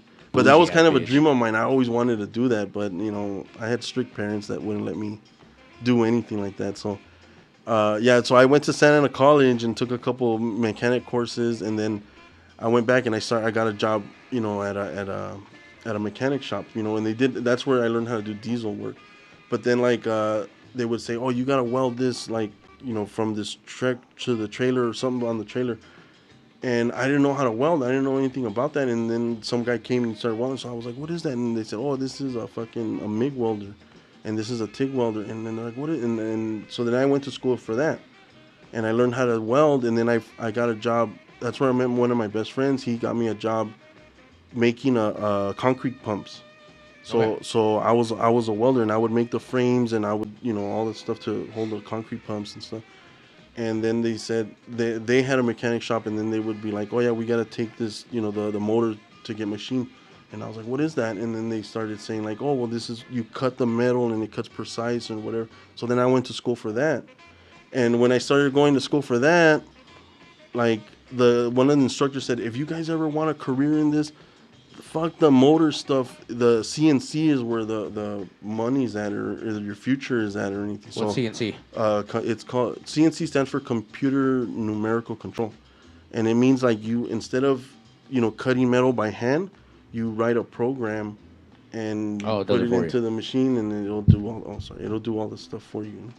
I mean, the future now, with especially even like D&L fender repair, that dude, like, he went from doing actual grease monkey, like, work kind of stuff, computer programming. Yeah. Pays way more, way less, I mean, it comes with its own trials and tribulations and its own headaches of you have to figure it out. It's a lot of headaches, and technically it's easier to do, but it's boring as hell too. It sucks. I learned conventional machining. That's how I started out. And I got into CNC, and I got to the point where I was programming. I was doing Mastercam and CAD programming, and all. I was doing 5-axis machines. I was CNC welding, injection molding. I did all of that stuff. I learned how to do it all, but I loved conventional machining, Bridgeport machines, and a fucking engine lathe. That's what I love to do. Do you think that, especially in all the fields, I feel like you're a true fucking American, a blue-collar individual who are doing the jobs that a lot of people don't want to do. You put in some time. You went to school for a lot of things that you just like, oh, shit, that's interesting. Let me go to school for that. That's rad. I don't even know, I think I've known that many people that do that, because everyone I know is either focuses on one thing and either they hate it or they love it, but they stick with it. Yeah. And you find one thing to do, like, all right, that's cool. Yeah, I'm not digging it. Let me move over to something else. Like, oh, that's cool. Like, okay, let me learn it and like move on. It was funny too, because like I had a lot of jobs throughout the years of that. Like there was one where I was going to school for mechanics, and I worked at a radiator shop, like delivering radiators. And one of the guys, he was a mechanic. The guy was ASC certified, and I was like, "That's what I want. I've always wanted to be an expert mechanic." And he hated doing that. He hated it, and he's like, "I fucking hate this job. This sucks." And I'm over here thinking like, wow, "You have everything I want, you know." And I would like, how could you hate that? You're living my dream and stuff like that. So it would be kind of weird. It would be kind of weird seeing people that say, or like even. I've talked to people that when I was learning how to play music and stuff, I would talk to people that they would play and they're like, I fucking hate this. I fucking hate this. I hate the scene. I hate the fucking music. I hate what I have to do and this. But it's like, dude, it's like, if you hate it so much, why are you doing it still, And it's like. It's a job. Yeah, but. Now you love what you do, which I'm envious of you. Yeah. You get up and make breakfast and hang out, and you don't have to leave the house till 12. Yeah. And then you get to hang out with cool people all day, play music all day. Do you guys have Paps at your fucking shop? I mean, but I'm not drinking. I wish I was there. I'd help y'all out. I will say, as getting older, I have noticed that the more you dive into things that you love, and you find a way to make money off of it, it's the most beautiful fucking thing. That was when I was apprenticing for machining, because I apprenticed for everything. But when I was doing my apprenticeship for machining, I remember one of the guys that was teaching me. He would always tell me, do what you love to do, and you'll never work a day in your life. And that always stuck with me. That always stuck with me. So that's why it's like, when I was machining, I loved doing it. I loved the work. I loved working with my hands. I love that I was able to get a chunk of aluminum or whatever metal and write a program and cut it up, and it made a part, Like, seeing that was awesome. And then sometimes I would even actually get to see where it goes on the plane or the spaceship or whatever. Oh, no shit. Yeah, I would, and I'm like, oh, fuck, I made that. That's fucking cool. And then once I think I made parts that they told me that went up to the space shuttle. And they said, yeah, your parts are up there right now. They're going up fucking tomorrow or whatever. And I was like, oh, fuck. Like, that's fucking cool. My name, my signature is up in space right now, So it's like, that's kind of cool, but it was usually like what made me hate it was the people I did it for, the companies I worked for. It was because it was always just like, it was corporate. It was a corporate kind of job. Yeah. So it's like I had to deal with the corporate part, even though I was good at what I did, and I was pretty much a small portion of people that knew how to do what I did. They still kind of threw the corporate bullshit on me, and I had to deal with that. So that's what kind of killed my love for it. Doesn't that suck? It does. It really does. Because I do heavy equipment. So I do the same shit. I'm a mechanic, and it changed from when I was in the field to going in the shop. I lost that sense of appreciation. You know, you go to a job site and, you know, the customer's like, oh, it's an emergency. I need this done. You know, we're losing money. We got to get this out today, blah, blah, blah. And you go and, you know, you just fucking fix it. And it takes you like an hour or two, whatever. And the customer's just so happy because, like, you saved the fucking day. Yeah. You know, but then you go in the shop and it's like nonstop. Here's this job, and here's this next job, and here's this. And you lose the customer, you know. And then, but what I was getting to with what sucks is that management kills good employees. Yeah. You know? And that goes for every job across the board in general. Like, yeah. I mean, I've been in retail for 20 plus years, man. And I don't ever hate all the companies, but you hate the people that you tend to work for. The bosses on top, they're either lazy fucks, they're the wrong people, they're the people you got to, you know, kiss ass to. It's just not fair most of the time, but you know, life isn't fair. You kind of learn how to deal with this shit or don't deal with it, you know? Either move on to other things or like Steve. I mean, he's fucking actually tried different fucking aspects of life, and that's fucking really cool, man. Congratulations on the being curious and bi-curious and all the other shit in between. You've been swinging from job to job, babe. He has been swinging from job to job. I think I found my go-to thing a long time ago, and that was always kind of around music and DJing and shit like that. I've been doing that stuff since 15, and it just kind of progressed and grew from there. And now with radio, running a live audio and video streaming production company, and the jobs we are getting, filming commercials, and you know, it's interesting. And once you find something that you are truly passionate about and what you like, you're right. It doesn't feel like work. Yeah. It feels like you're just coming to play. I get clients that are like kids or they're just coming out of high school. And we always talk, and I tell them, like, so what do you want to do after high school? And they're like, I don't know, I think. And they tell me some job that I can tell that they're only doing it because their parents told them or something. Or they say, well, it's good money, you know. Yeah. And I always kind of say, well, what do you like to do? And then they say, well, I don't know, I like to play video games. And I say, you know what? Anything that you like to do, there's a job in there. You know, if you like to play video games, you can actually make money. Tester, developer. Yeah, being a tester, you can be a developer. You can, you know, learn how to do stream. Yeah, maybe. You know, how's that going for you, Zach? Making that big money yet? I'm making money. Oh, are you really? No. Oh, okay, good. I've made money once. I'll say that. Okay, I mean that's winning. Yeah. I mean it's probably only been like 1 trillion fucking hours of streaming, but yeah, something like that. Okay, I mean guys, he's winning. Hey, but that's something I do tell people, especially like, you know, when I was younger and I had, you know, younger friends coming out of high school trying to figure out what they want to do, is dabble. Yeah. Whatever you can get into, go fucking do it. There's a club and they're trying something out, you know. See if you like it. If it's not for you, fuck it. You didn't waste too much time. You didn't waste money.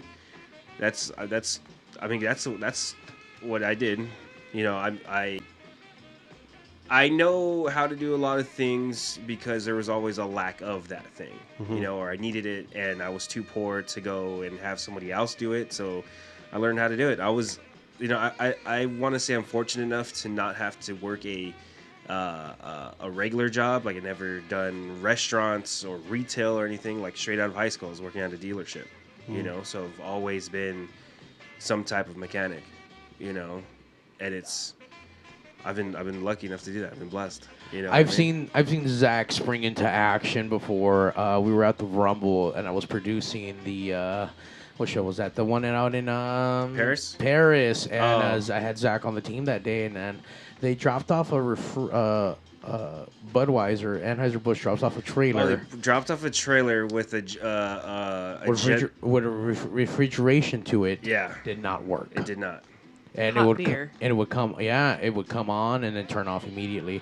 So Zach did his best. We went to go, you know, he went to go buy parts and fucking, you know, couldn't get it working, unfortunately. But dude, just to see Zach spring into action, because that's just what he did. Like, hell yeah. I found out the problem, but I just didn't have the tools or the parts to actually fix it. Yeah, we were out in the middle of fucking nowhere, and it was already late night. So it was already like, what, 7, 8 o'clock? Most of things were closed, and I think you only had like a 7-Eleven and a Walmart, and they were all filled with fucking crackheads from out there. Oh, so, you know. It was bad.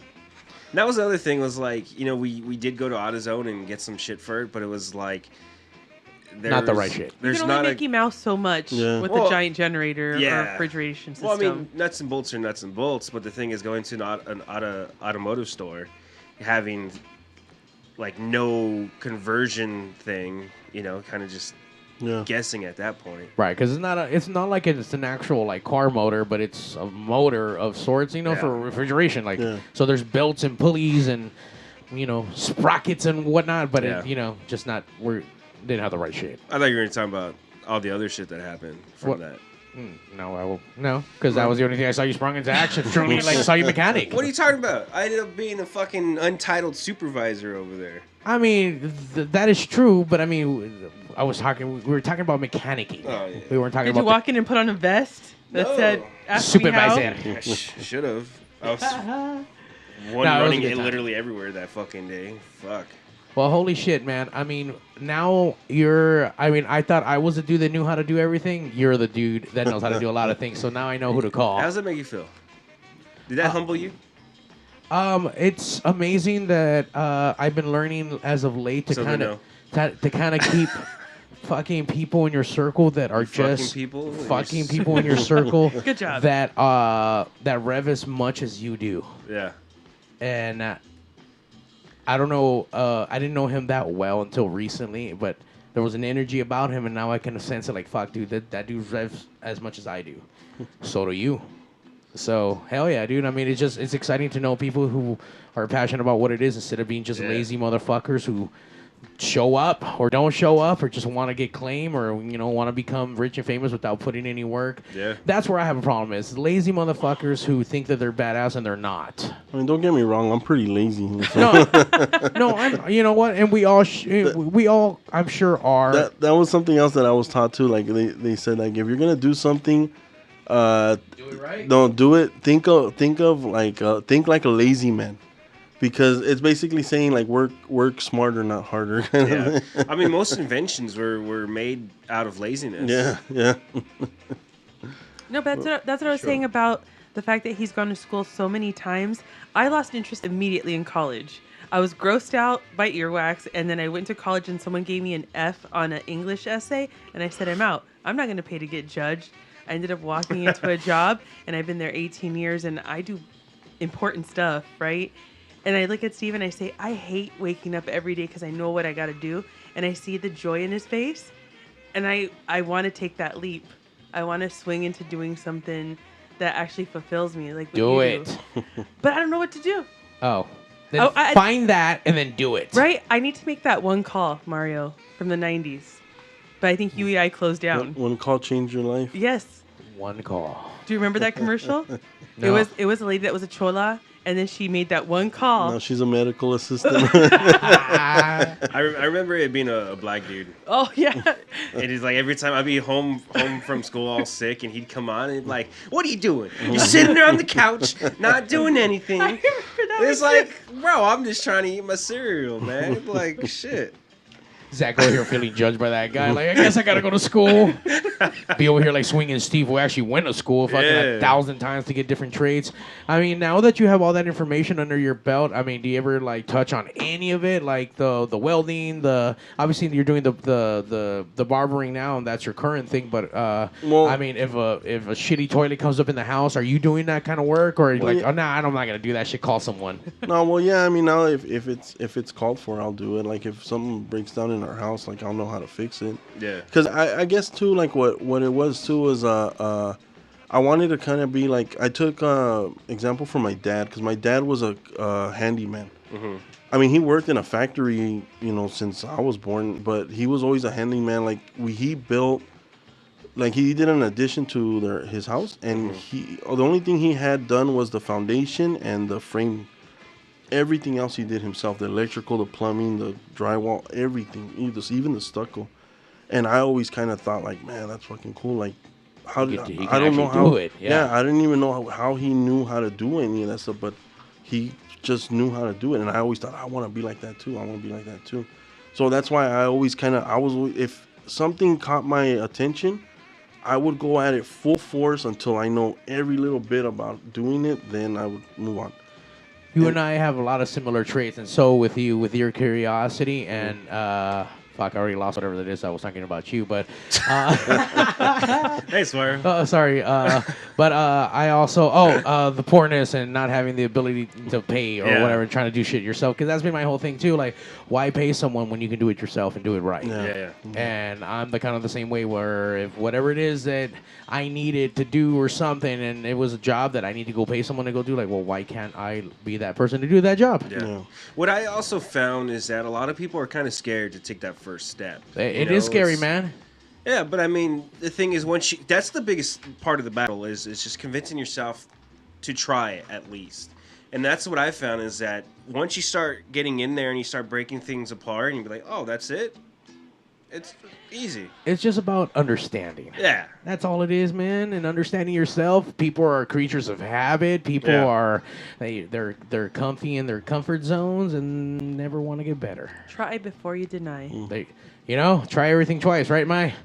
Twice and a third time for good measure. Just in case. Eat that ass. Woo! So once again, it's speaking about eating ass. 69 minutes with Mai's coming back within the month, in about a month or so. October. It is October. So, I will say though that whatever's gonna happen, it will be powered by pigs. Mm-hmm. So. Damn. We are here to spread the love, spread the knowledge. Spread the Licking cheeks. licking and slitting. Spread them yeeks. Mm-hmm. There's a bunch of stuff going on. Son of Jarrell signed off a little while ago. Buenas noches. He had to get settled down. But this is a little bit late night, man. A little bit different from the morning times of what we're used to, and a little bit later than what you guys do, because you guys were broadcasting on Thursday nights at 9 p.m. Oh no, I guess we're the same time. We just We're start about the late. same, yeah. We just start late. Yeah. I mean, We're on Pig Standard Time. it's after dark, upside down. You know how I like it. Ooh, inside out, upside down. You could always Out of my trunk.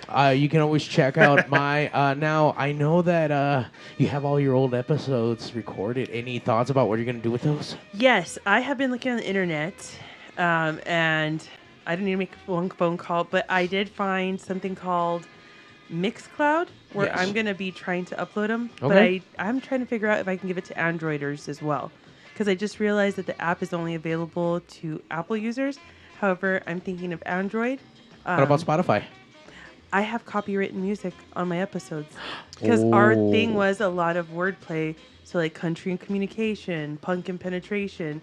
Like a lot of the music we have is from... Well, can edit it out. I was just gonna say, edit the stuff out, man, because you're not gonna find a lot of places that you're gonna be able to play a lot of that stuff too. YouTube? You can't play it there. No. They'll strike me there too? Yeah, I copyright. mean, getting hit once or twice isn't bad. Yeah, until they cut your shit out, then it will be. I know, we're going to have to look at the internet, but yeah, it's going to be I coming mean, our back stuff soon. wasn't really that explicit. Like, Music-wise, for the music lawyers out there. Copywritten. Copyright. Oh, yeah. Not our context. That's right. I think you could get away with like a few seconds of something. 8 bars. Or maybe talking over it, possibly. Because if you're playing the whole song, I don't think. Fuck you, algorithms. Yeah. Who knows? There's different platforms everywhere, and I got money to throw. Oh shit! Watch out now. I will say I didn't got get hands to catch. I didn't get to listen to every single episode, but when I did get to listen to an episode, it was interesting. You guys did come at this full force, and I for being a very young couple, you know, I mean not like in age, but as far as what you guys been together, I do find it interesting and amazing that you guys are so open.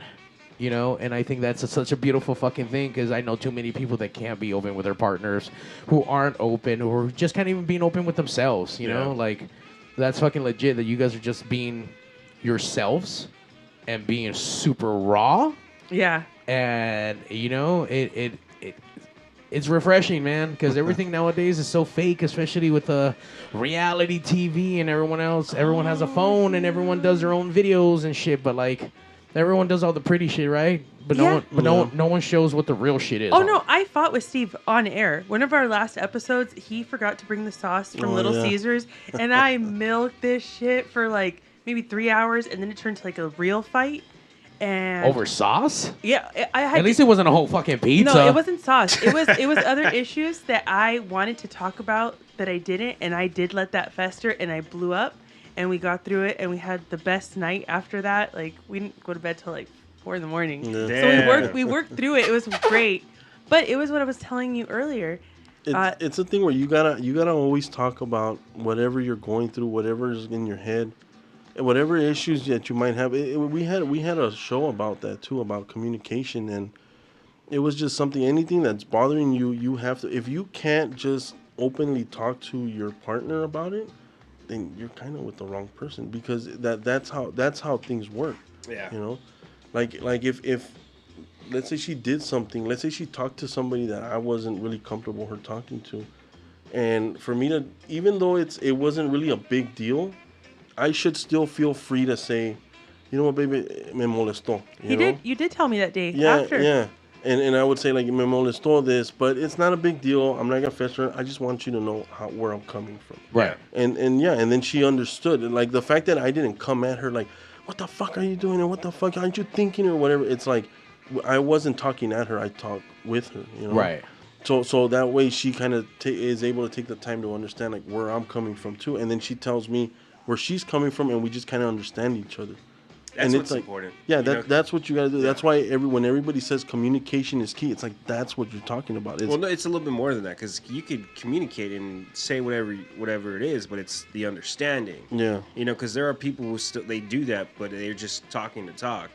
You know, but not actually wanting to talk and listen, and both people doing it at the same time. And compromise. Exactly. It's the compromise part, because like Steve at the beginning of the show, when he met me, he said, I don't want a girlfriend. I am fucking other girls. You're one of many. And I said, cool. I just want someone to go to shows with that I don't have to worry about drama.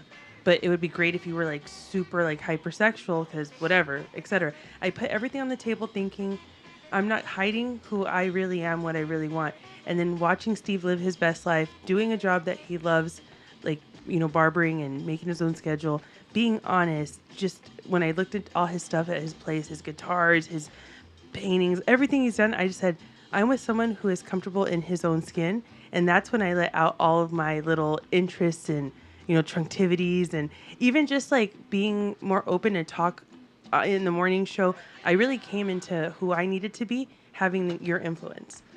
And it was that. It was the fact that I know I'm not perfect, but I was super happy that I could be a hot mess in front of you, and I didn't feel judged. And then when I do something wrong, I have the kindness that's like, you know, you might be enjoying this, but you might be rubbing like these people the wrong way, and I can recalibrate myself. Okay. And I don't know, I think that's where the success comes from in the relationship. Because a lot of people think that me and him aren't really happy, or that we have like their personas, and then they'll get to know us, and it's like, oh shit, you guys really talk about that shit. No, if anyone knows you guys personally, whatever it is that you guys are doing on the radio, no, this is real, like how you guys actually interact.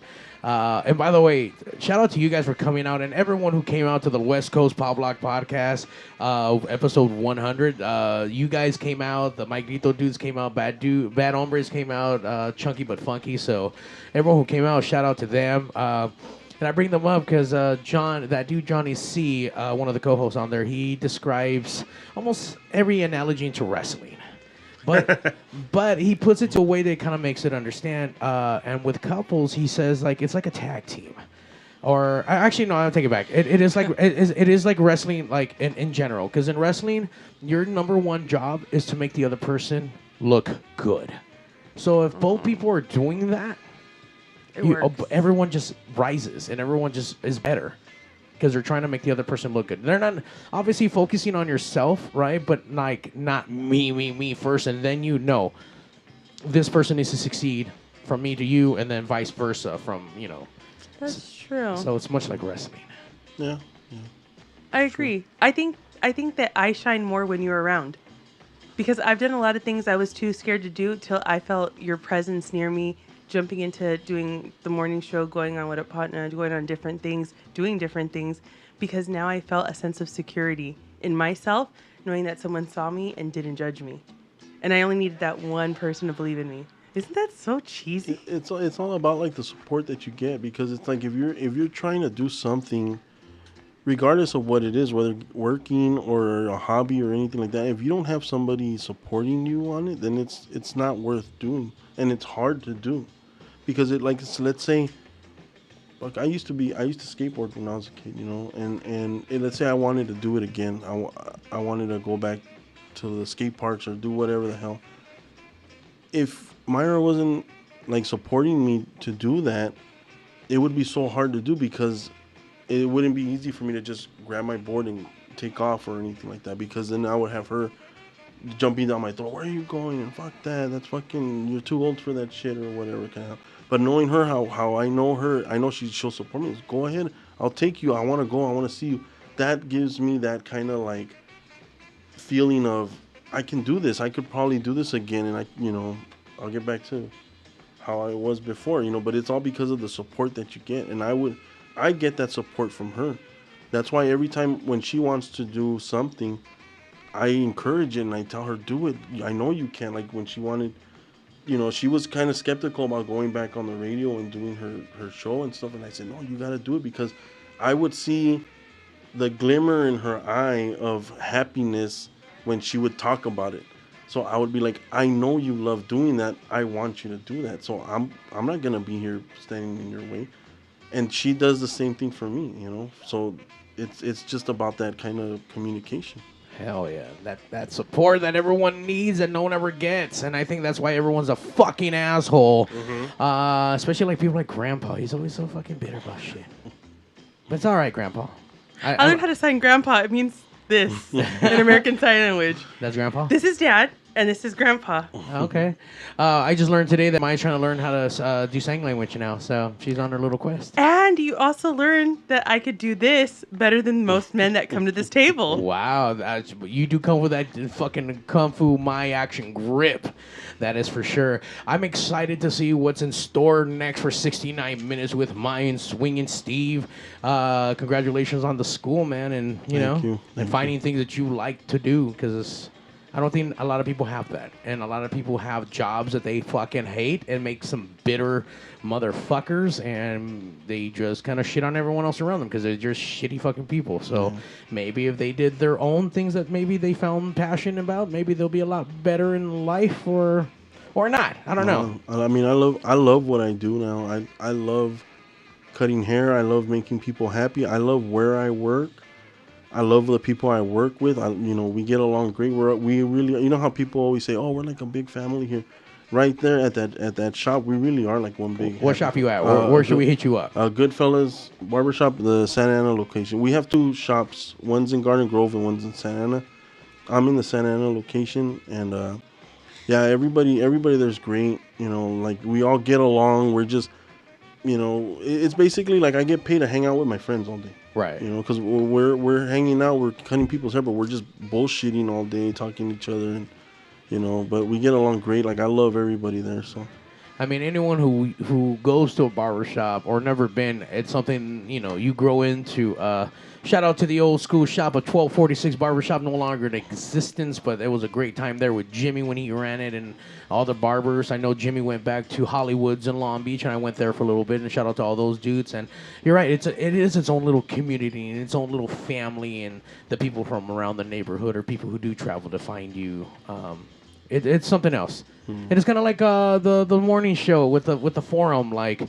The forum, the family that we grew there was interesting, and it was exciting. And, even though we're not doing shows on there and working on that platform anymore, those people are still here and they're still listening. And shout out to everyone who logged in today to kind of listen, because I know, we were abruptly not allowed to do stuff anymore, and weren't able to say goodbyes, and I put something out on a post about that, and all I could do is thank everyone for, number one, allowing us to go out there and do our shit and being fans, man. I mean, that's what it's all about. So I'm excited to see what's next in store for you guys, and just everything else that we do. I mean, all I can speak on my behalf, and I'm excited for what the future holds for us. So. Same. Yeah. And I just want to claim here on air, Swine will be played.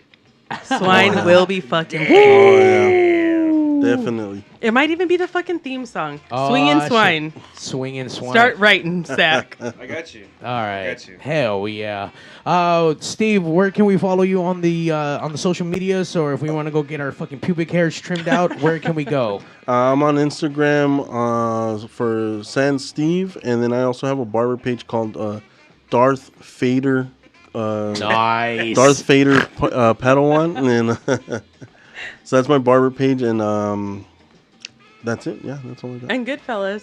Oh yeah, and on Goodfellas, first. You're a super Star Wars nerd? Yeah. Oh yeah. Nice. It's bad. My parents' first date. My parents' first date was A New Hope. Oh, no shit. Yeah. When it first came out? Yeah. Oh, damn. And then my dad took me and my brother to see Return of the Jedi at the theaters. Holy shit. That's what's up.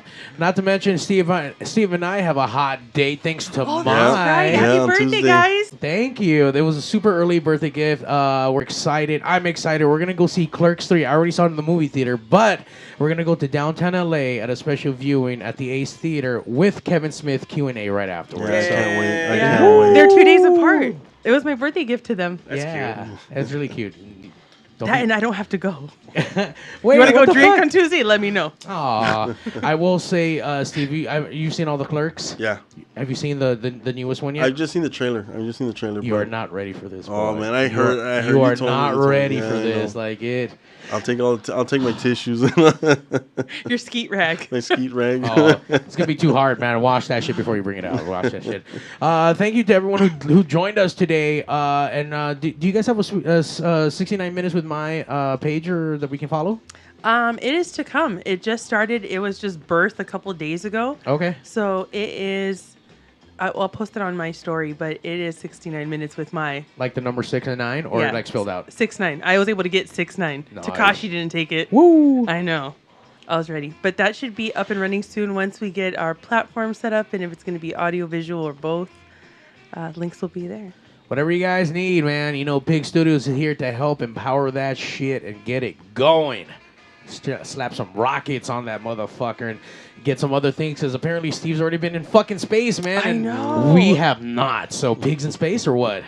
Yeah. Woo, Pigs in Space. Thank you to everyone who logged in. Make sure to check out Pigs live every Sunday nights almost, and maybe 9 p.m.-ish almost. And next week we have Rare Hearts coming in with a sit-down and a live performance, so that's going to be awesome. Not to mention our old friends, Hybrid Citizen. They're going to be backing them up. So thank you guys for coming down and sharing some fucking stories, sharing some sexy times, and just hanging out and still being awesome people. Thank you. We Appreciate love that, you. guys. Yeah, I love you guys too. And we got Zack, who I'm so happy you were here. You're also part of the reason me and Steve are together. Really? Because without you, there's no Diddy Boys. Hey. And that's how we met. Yeah.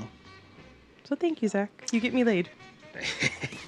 Good job, Zack. Whatever I can do, to help out. So I owe you a tug later.